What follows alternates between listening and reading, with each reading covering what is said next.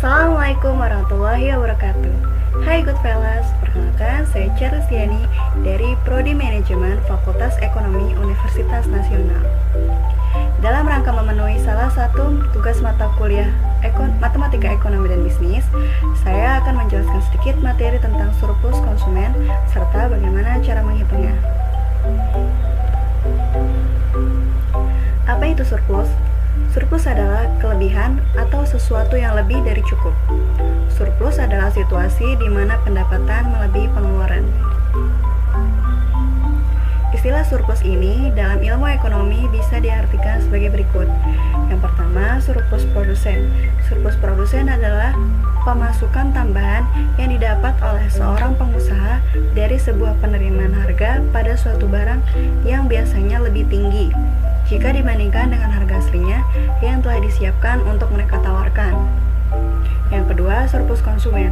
Surplus konsumen merupakan kepuasan atau kegunaan dalam tambahan yang akan didapat oleh konsumen dari sebuah pembayaran harga di suatu barang yang biasanya lebih rendah dari harga yang sebenarnya.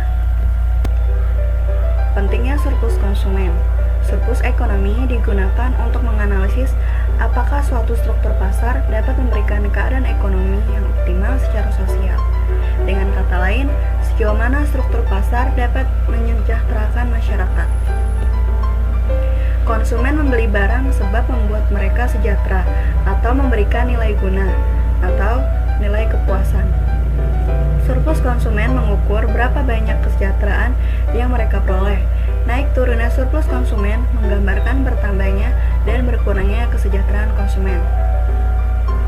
Dengan diketahuinya surplus konsumen, maka dapat dilakukan penilaian normatif tentang diinginkan atau tidaknya hasil yang dibuahkan oleh mekanisme struktur pasar.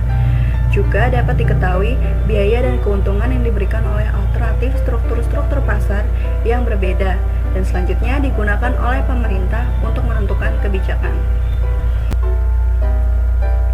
Berikut adalah contoh kurva standar permintaan dan penawaran. Surplus konsumen ditunjukkan oleh luas area segitiga pada titik PE, E, dan A. Ini merupakan area surplus konsumen. Di bawah kurva permintaan D hingga di atas harga keseimbangan PE. Jumlah uang yang sesungguhnya dibayar konsumen sebesar segi 4 pada titik PE, E, QE, dan 0. Ini merupakan luas area uang yang dibayar konsumen sesungguhnya. Surplus konsumen dapat dihitung dengan menggunakan integral tertentu.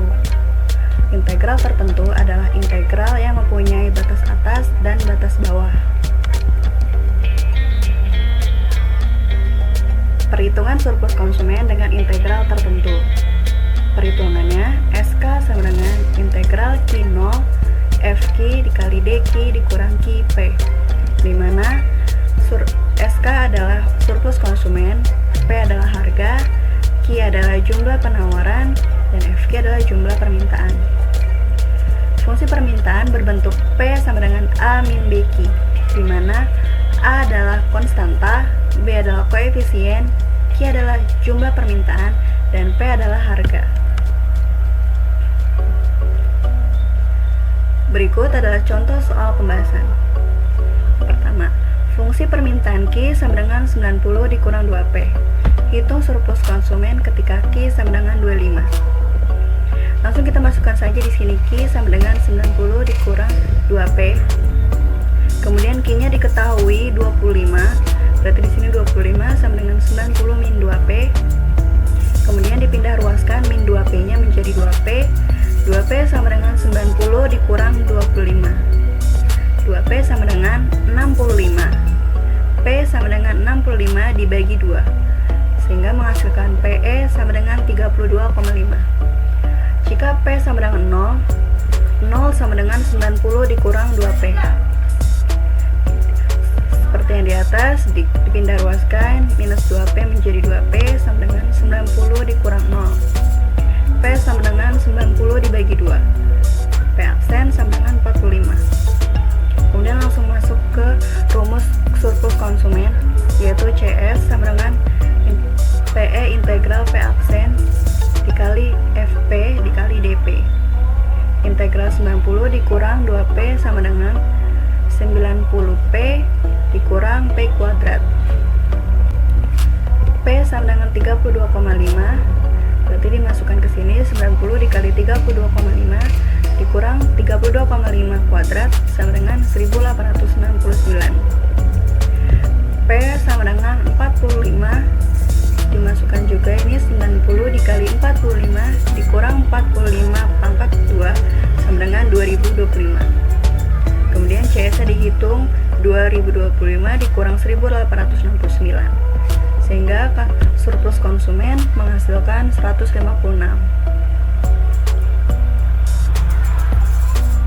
Itu saja penjelasan singkat tentang surplus konsumen dari saya. Apabila ada kesalahan, mohon maaf. Dan jangan lupa di like ya teman-teman. Terima kasih. Assalamualaikum.